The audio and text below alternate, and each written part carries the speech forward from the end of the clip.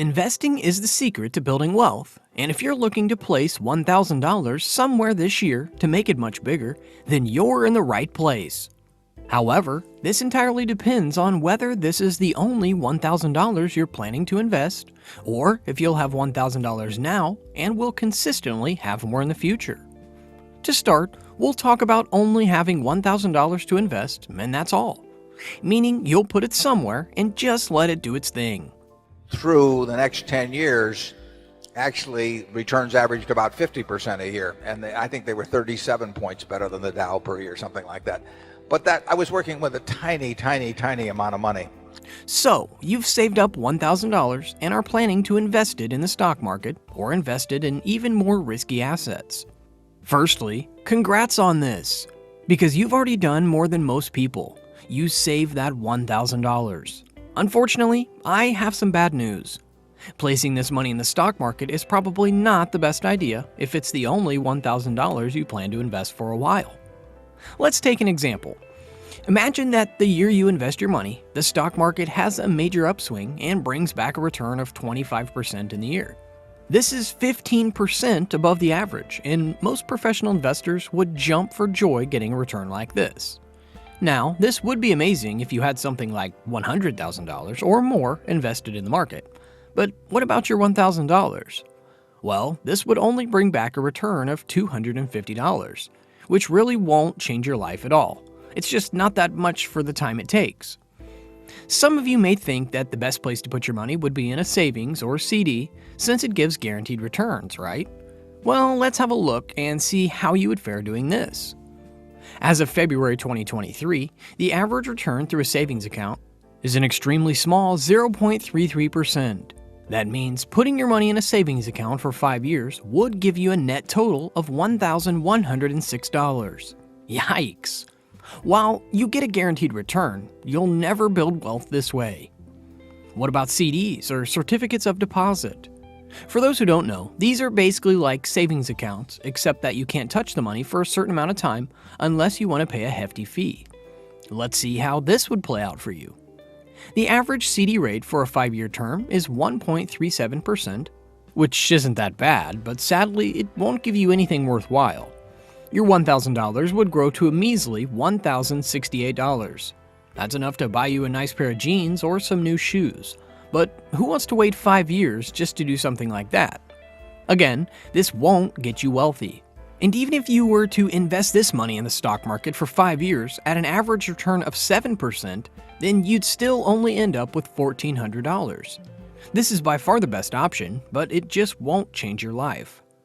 You may be panicking right now, but there's actually something you can do that will allow you to make more money so you can invest more money and thus grow your wealth. Most people go through life using up a very small part of their potential. And so anything you do that invests in yourself, that's the best investment you can possibly make. And then I would follow my passion. I mean, whatever turns you on. As Warren Buffett said here, the best thing you can do is educate yourself and invest in yourself. That means learning new skills that can be of use to any company you work for, now and in the future. The more valuable you are, the more you'll be paid. It's really simple when you think of it that way. You can invest in yourself through things like books, webinars, seminars, or courses.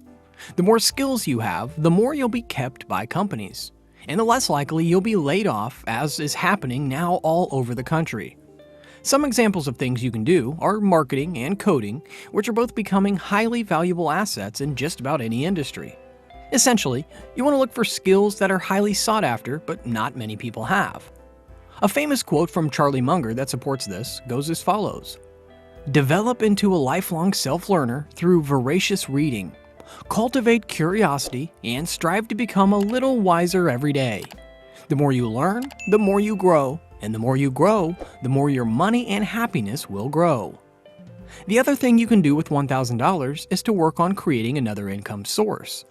The great thing about this generation is that it's extremely easy to make another source of income because of the internet. The hard part is doing the work and lifting that business off the ground. However, if you invest in your knowledge, then you can take action to create something with it. Then, you can use the money you make from that to either invest in your business to grow it more, and when it makes even more money, you can invest it in the stock market. So, you have a steady income, saved up $1,000, and you plan on putting more money every month into whatever you want. As was said before, even if you have money coming in constantly, you always want to invest in your education and grow yourself, and it'll never let you down. But the question is, what else can you do? What you're looking for here is a source of passive income. So that's placing your $1,000 and whatever amount you plan to add every month, and letting that money make money for you while you also work and make money for yourself. In fact, a powerful quote from Buffett confirms the importance of making your money work for you. If you don't find a way to make money while you sleep, you will work until you die. And who wants to work their whole lives? Not many, I'm sure. Now, the first and most common way to get a source of passive income is through the stock market. But when I say stock market, I don't mean it in the way that everyone thinks of it. For most people, the stock market is a place where you can invest in a huge number of companies. For example, you can buy stock from companies like Tesla, IBM, or Google. When you buy shares of these companies or any other, you own a small part of the company. When they make money, you make money. If they lose money, you lose it too. This happens either through the price per share going up or down, or getting paid more or less with dividends. But the way you should invest in the stock market is through index funds. 14 presidents, 7 Republicans, 7 Democrats. We've had world wars. We had 9/11. We had the Cuban Missile Crisis. We have all kinds of things. The best single thing you could have done on March 11th, 1942, when I bought my first stock, was just buy an index fund. While Warren Buffett is a clear supporter of this, let's use an example to illustrate further. Imagine that you put all your funds into Tesla, but for some reason, the car battery on all the latest models just stops charging with no clear fix. This leaves thousands of people not able to drive their cars and potentially cause harmful accidents.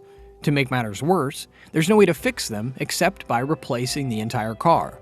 Unfortunately, Tesla can't afford to replace all these cars, and on top of that, they got hit with a bunch of lawsuits from people who were hurt and the insurance companies.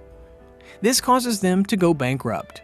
Now, you have your money in this company, and without a single fault of your own, you lose everything you have. But the opposite can happen too.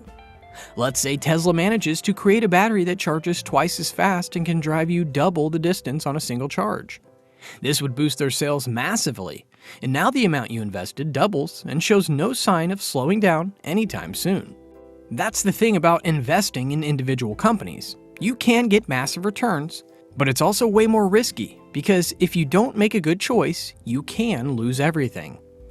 A good rule of thumb to follow is that if you don't have time to study companies and learn about investing, then it's best to avoid it altogether.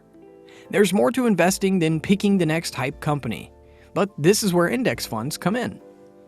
Index funds are essentially a basket of companies that you can invest in, meaning that you can skip the whole process of trying to find the next best company.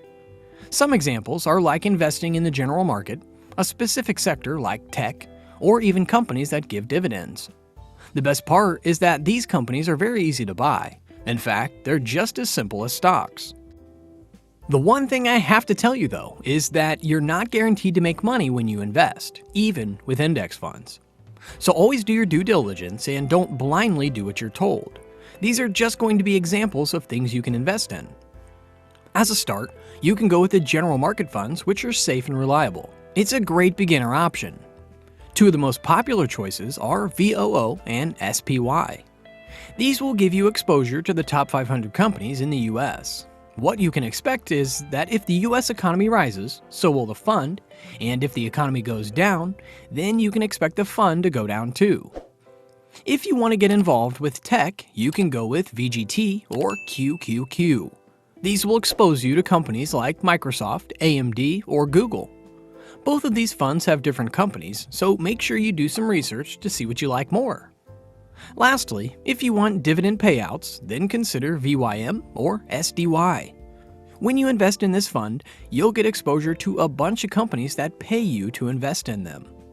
When you're looking to invest in these funds, there's a way that'll generate the most bang for your buck. What you want to do is anytime you get a paycheck, you want to take a portion of it, like 10 to 15%, and automatically place it into your account. This way, you won't accidentally spend money you should be using for investing.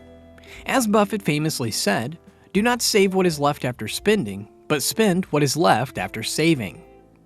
The second way you can use your $1,000 and additional money after is through real estate.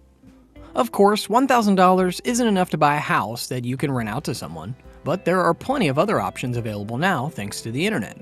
For example, you can use a crowdfunding real estate platform that allows you to place small amounts, like $1,000, with other investors to fund real estate. So, if the real estate makes money, so do you.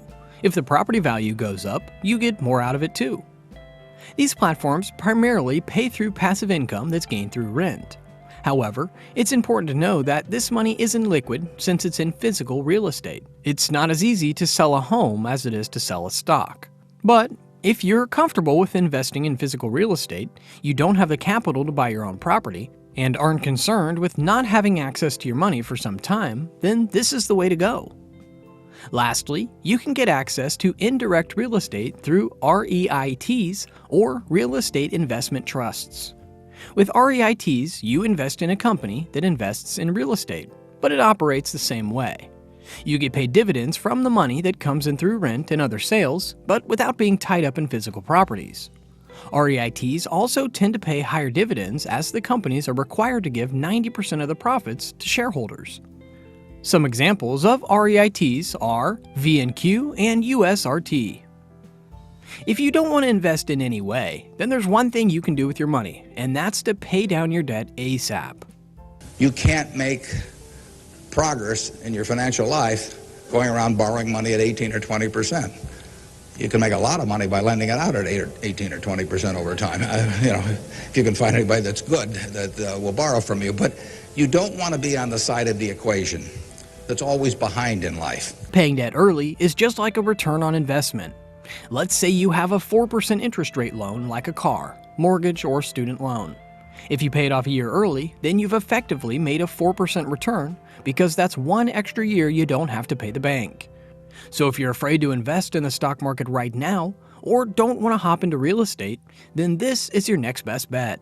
It will allow you to have much more cash available as you have fewer expenses every month. The faster you pay off debt, the less interest you'll have, and more money you can keep in your pockets.